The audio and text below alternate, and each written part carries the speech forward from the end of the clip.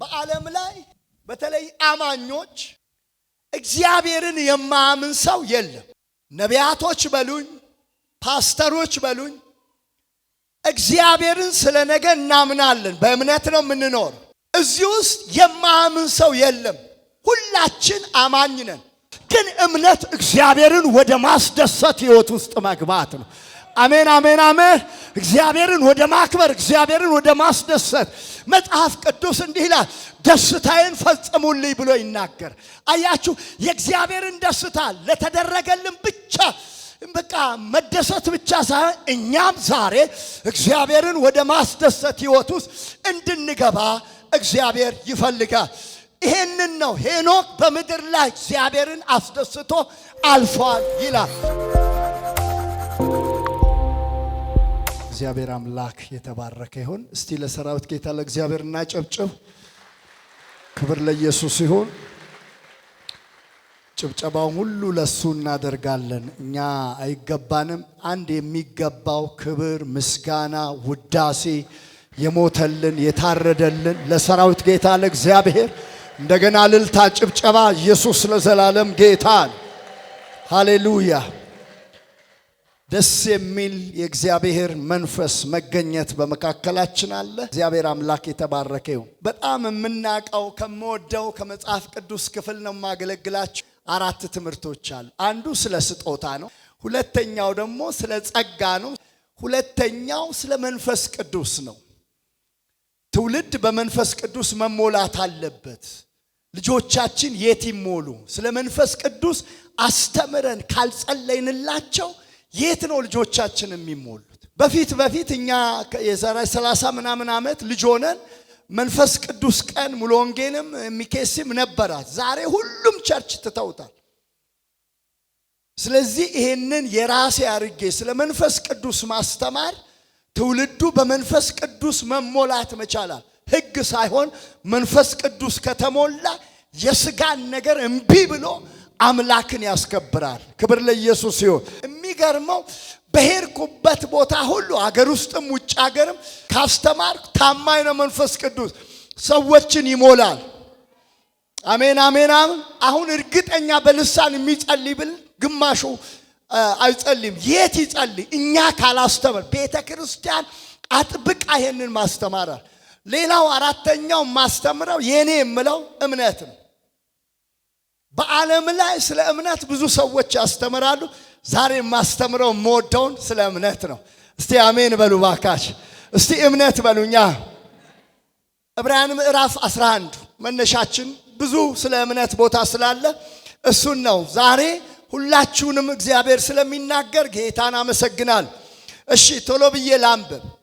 እምነት ተስፋ ስለምናደርገው ነገር የሚያስረግጥ የማናየው ነገር የሚያስረዳ ለሽማግሌዎች የተመሰከረት በዚህ ነውና ዓለሞች በእግዚአብሔር ቃል እንደተዘጋጁ ስለዚህ የሚታየው ከሚታዩት እንዳልሆነ በእምነት እናስተውላል።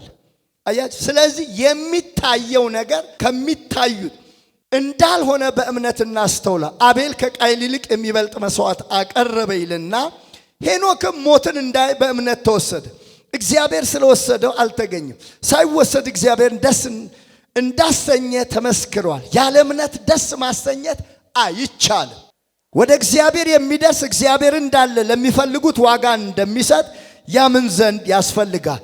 ኖህ ገና ስለማይታየው ነገር ተረድቶ እግዚአብሔርን እየፈራ ቤተሰቦቹን ለማዳን መርከብን በእምነት አዘጋጀ። በዚህ ዓለምን ኮነን፣ በእምነት የሚገኘውን ጽድቅ ወራሽ ሆነ። አብርሃም የተባለው ርስት አድርጎ ሊቀበለው ወዳለው ስፍራ ለመውጣት በእምነት ታዘዘ። ወዴት እንደሚሄድ ሳያውቅ ወጣ። ክብር ለእግዚአብሔር ይሁን። በዓለም ላይ በተለይ አማኞች እግዚአብሔርን የማያምን ሰው የለም። ነቢያቶች በሉኝ፣ ፓስተሮች በሉኝ፣ እግዚአብሔርን ስለ ነገ እናምናለን፣ በእምነት ነው የምንኖር። ለምሳሌ ገበሬ አምኖ ነው ዘር የሚዘራው ነገ አጭዳለሁ ብሎ። ተማሪዎች በትምህርት ቤት 5 6 ወይም ኮሌጅ ገብተን ገና ስራ ይዘን ቤተሰብ እንረዳለን ራሳችንን እናስተዳድራለን ብለው ተማሪዎች ራሱ በእምነት ነው። መንግስታት ነገን የሚያስቡት እንዲህ ይሆንልናል እንለውጣለን ብለው በእምነት ነው የሚንቀሳቀሱ። እቅድ ቢኖራቸው የተለያዩ ሰዎች በእምነት ነው የሚኖሩት። ነገ እንዲህ ይሆናል ብለው በማሰብ እዚህ ውስጥ የማያምን ሰው የለም። ሁላችን አማኝ ነን። ደስ ይላል። ግን ዛሬ መልእክቴ እምነታችን እንዲሰራ ምን እናድርግ ነው። እንዴት ነው እምነትን የምናሰር? ሁሉም ተማሪውም፣ ነጋዴውም፣ የመንግስት ሰራተኛውም፣ ነቢዩም፣ ፓስተሩም፣ ሐዋርያም፣ ዘማሪው ሁሉም ሰው እግዚአብሔርን ያምናል። እምነታችን ግን እንዴት ይስራል? በጣም ሁለት ነገር አስረግጬና አንድ ሶስተኛው እምነታችሁን እንዴት ነው የምናሰራው? እምነታችሁ እንዴት ይስራል? እንዴት ነው እምነት የሚሰራ? ዝም ብሎ አምናለሁ ማለት አይደለም። እውነተኛ እምነት በህይወታችሁ ላይ እንዲገለጥ ምንድነው ማድረግ ያለብን ነው። ዛሬ መልእክቴ ይሄ ነው። ክብር ለኢየሱስ ይሁን። አጭር ጸሎትን ጸልይ። እጆቻችሁን ከፍ አድርጋ። ሃሌሉያ። የዘላለም አምላክ የእስራኤል ቅዱስ እግዚአብሔር ሆይ እጅግ የተፈራ የተከበር የአባቶቻችን አምላክ እግዚአብሔር ሆይ ዛሬ በእምነት ከፍታ ውስጥ እንዲገቡ የእምነት ኃይል እንዲቀበሉ ጌታ ሆይ እባክህ የእስራኤል ቅዱስ ተአምራት የሚያደርግ እምነት፣ ወደ ሙላት የሚያስገሰግስ እምነት፣ በተአምራት ሕይወት ውስጥ የሚያኖር እምነታቸው ዛሬ እንዲሰራ እንዲንቀሳቀስ አቤቱ የዘላለም አምላክ ዛሬ ለሚሰሙ ሴቶችና ወንዶች ልጆች ዛሬ ሊፍት አፕ እንዲያደርጉ እምነታቸው እንዲነሳ እንዲገሰግሱ ከተስፋ መቁረጥ እንዲወጡ እግዚአብሔር ይችላል። እግዚአብሔር የኔን ነገር ይሰራል። እግዚአብሔር ተአምራት ያደርጋል ብለው ወደ መታመን እንዲገቡ በናዝሬቱ በኢየሱስ ስም እንጸልያለን። ከቃልህ ጋር እንዲገናኙ በኢየሱስ ስም እንጸልያለን። ይሄን ስለምታረግ አመሰግንሃል። ሁሉ ላንተ ክብር ይሁን።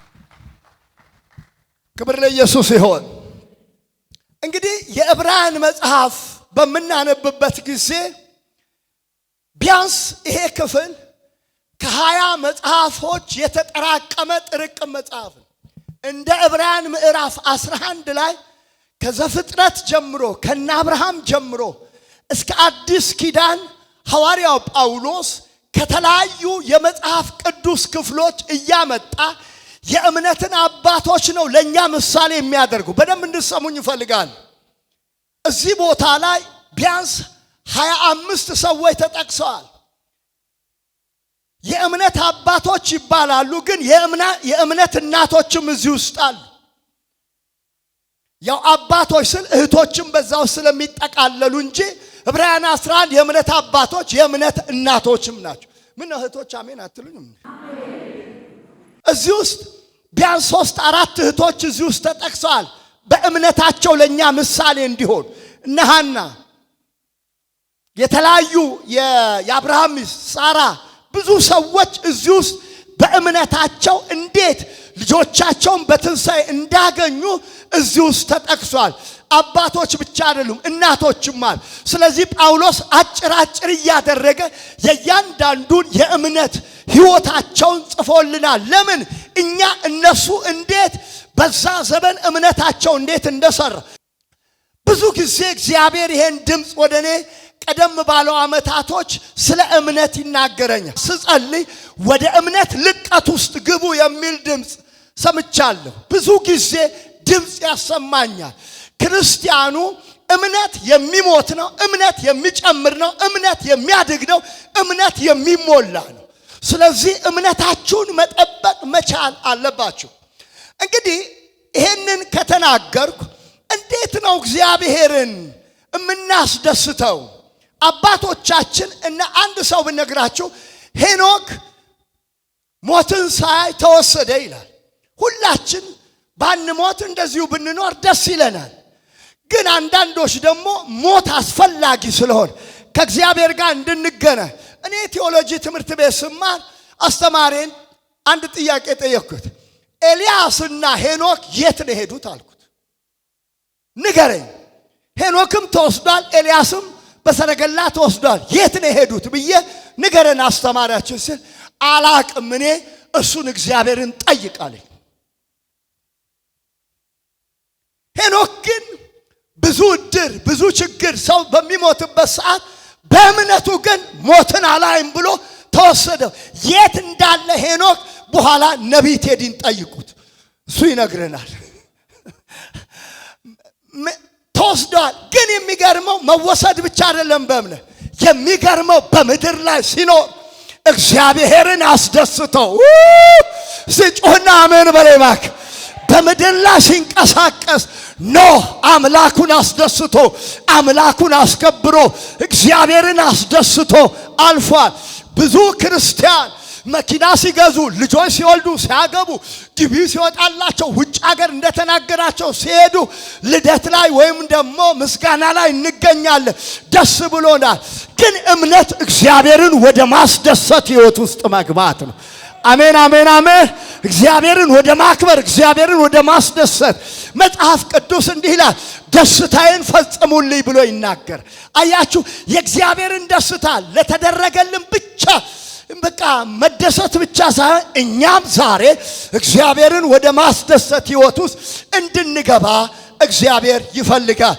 ይሄንን ነው ሄኖክ በምድር ላይ እግዚአብሔርን አስደስቶ አልፏል ይላል፣ ጽፎልናል። ስለዚህ አምላክን አስደስተ እንድታልፍ እግዚአብሔር ይፈልጋል።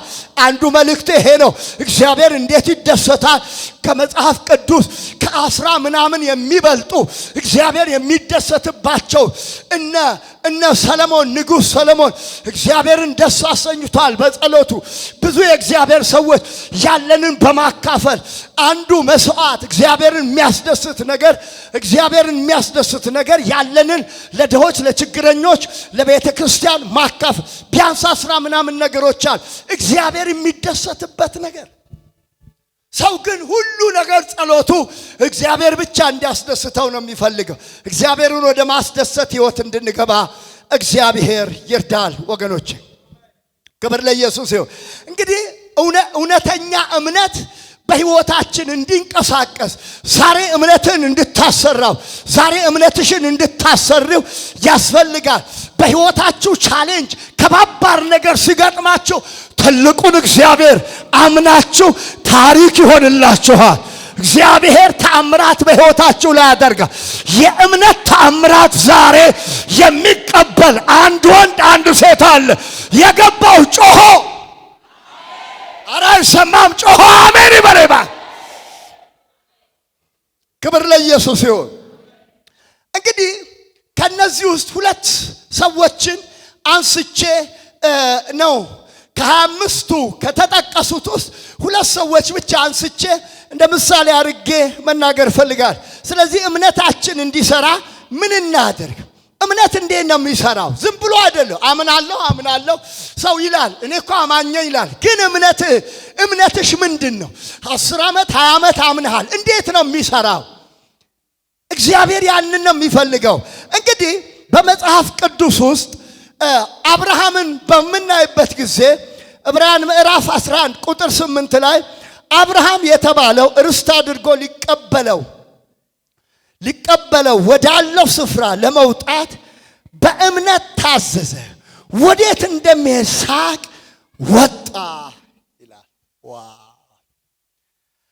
አብርሃም ከከለዳን ኡር ሲወጣ እግዚአብሔር ውጣ ብሎ ተናገረ።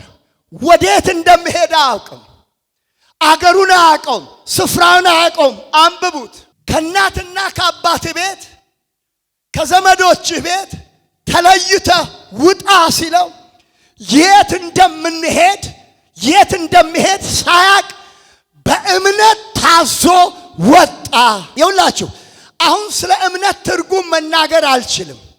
እምነት ምንድነው? በጣም የተለያየ ትርጉሞች ያመጣሉ። እምነት ተስፋ አይደለም። እምነት ዛሬ ነው፣ ተስፋ ነገ ነው። እምነት ማለት ተስፋ ስለምናደርገው ነገር የሚያስረግጥ የማናየው ነገር የሚያስረዳ ነው። እምነት እርግጠኛ መሆን። ሰላም አሜን በለኛ። አሁን እግሩን አጣምሮ ቁጭ ብሏል። ስትገባ ወንበሩን እንደተሰበረ እንዳልተሰበረ ቼክ አድርገሃል? ወንበሩን አመነው፣ እርግጠኛ ነው። ዝም ብሎ በቃ ዘና ብሎ ነው፣ ሁሉም ዘና ብሎ ነው ቁጭ ያለው። የሚጠራጠር ቢሆን ግን ጫፉ ላይ ነው ቁጭ የሚለው። ስለዚህ እምነት ማለት እንደተቀመጥክበት ወንበር እርግጠኛ መሆን። ጩህና አሜን በለያ እስቲ። እርግጠኛ ነኝ በሉ እባክህ። እግዚአብሔር አለ። አሜን አሜን አሜን። ጅራ ኢየሱስ አሜን። ዋቀዮቴ ሶሳራ ጅራ እግዚአብሔር አለ አለ እግዚአብሔር። ይኸውላችሁ እምነት እርግጠኛ መሆን የማናየው ነገር የሚያስረዳ ነው። አውላችሁ ተስፋ ነገ ስለሆነ ነገሬ ይሰራል። እግዚአብሔር ተአምራት ያደርጋል። እርግጠኛ ነኝ እግዚአብሔር ተናግሮኛል ብለህ እርግጠኛ መሆን ነው እምነት። ሌላው አንድ ነገር ልነግርህ፣ ስላላየኸው ያንቺ ነገር የለም ማለት አይደለም። የለም አለ። አሁን የለም ግን አለ። እስቲ እኔ ነገር አለ በሉ እባካችሁ። እስቲ አለ በሉ እባካችሁ። እምነት የማናየው ነገር የሚያስረዳን። ስላላየኸው የለም ማለት አይደለም። ስላላየሽው የለም ማለት አይደለም። አለ እግዚአብሔር ጋር፣ የሰራዊት ጌታ እግዚአብሔር ጋር አለ። ጩህና አሜን በል። አሁን ስላላየኸው አሁን ፊትህ ስለሌለ የለም ማለት አይደለም። አለ። ያንቺ ነገር እግዚአብሔር ጋር አለ። ያንተ ነገር እግዚአብሔር ጋር አለ። በእምነት ከእግዚአብሔር ትቀበላለህ። በእምነት ከሰራዊት ጌታ ከእግዚአብሔር ትቀበላለህ። የገባው አሜን በለኛ። እምነት እርግጠኛ መሆን ነው። እርግጠኛ በእጅ እንዳያስከው በሰራዊት ጌታ በእግዚአብሔር በመታመን እርግጠኛ መሆን። ምን ይላል በትርጉሙ? ምን ይላል? የለም የተጻፈ መጽሐፍ የለም ለእኔና ለእናንተ ግን ይሄ መጽሐፍ ተጽፎልናል። አሜን አሜን አሜን። የእምነት አባቶች ተጽፎልናል። እንዴት በሕይወታቸው ተአምራት እንደሆነ፣ እንዴት በአገልግሎታቸው በሴቶች በወንዶ አንተ ሳይጻፍላቸው አምላካቸውን ታመኑ፣ በአምላክ ከተደገፉ፣ በሰራዊት ጌታ በእግዚአብሔር ታመኑ። ለምን ለተጻፈልህ አንተ ለምናተ ጩህና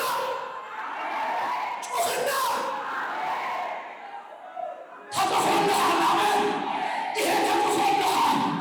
ስለ ዳዊት፣ ስለ ሳምሶን፣ ስለ ዳንኤል፣ ስለ አናንያ፣ ስለ አዛርያ ተጽፎልሃል። አንተ የተጻፈው እኮ ምናምን አባቶቻችን ግን በምድረ በዳ ላይ መጽሐፍ ሳያነቡ ምንም ነገር ሳይሆኑ ሩጣ ሲላቸው በእግዚአብሔር ታምነው ይወጡ። እግዚአብሔር ጋር ይሄዳለን እያሉ ከእግዚአብሔር ጋር ሲሆኑ እግዚአብሔር ያለው ቦታ ከደረሱ አንተ ሰው ይሄ መጽሐፍ ተጽፎ ተጽፎልሃል። በእጅ ያዝሽው መጽሐፍ ተጽፎልሻል። ጩህና አሜን በለኝ። ዝም ብለህ ትራስ ብቻ አይደለም የምታደርገው። ዝም ብለህ ተሸክመህ ብቻ አይደለም በዚህ ውስጥ ታምራት ሆነዋል። እህቶቼ ታምራት ሆነዋል። ዛሬ አንድ ሰው ያምናል። የገባው ጮኸ አሜን ይበላል።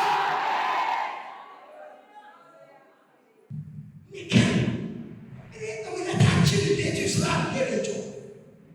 ሌላ ጊዜ መለማት እንዴት ይስራል? እንዴት ነው የምታስራው? እምነትሽን ማሰራት ነው። አለበለዚያ የጋን መብራት ሆነ ዝም ብለህ አሰሪ እምነትሽ አሰራ እምነትን አንቀሳቅሰው። ይህንኑ አብርሃም ከናገር አንድ ወቅት እግዚአብሔር ዘፍጥረት ምዕራፍ 1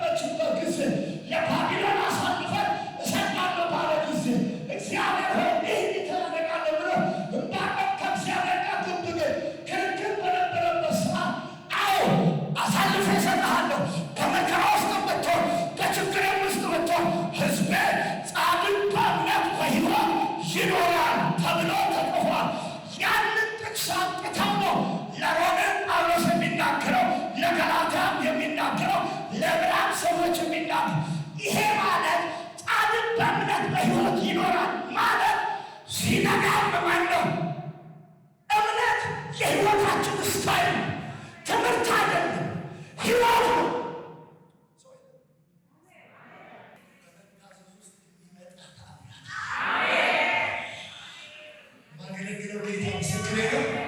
በመታዘዝ ውስጥ የሚመጣላችሁ ታላላቅ ታምራቶች ዛሬ እንድመለከታ ራሳችሁን ለእግዚአብሔር ብትሰጡ ብትታዘዙ ይስሐቅ ተቃደመና አሰበና አብርሃም ቢላውን አንስቶ ሲያይ እግዚአብሔር ያያል ከሰማይ እግዚአብሔር ከሰማይ ያያል። ሊያንቀስ ኪዳን የተገባልን በይስሐቅ ነው። ቃል የተገባልን በይስሐቅ ነው።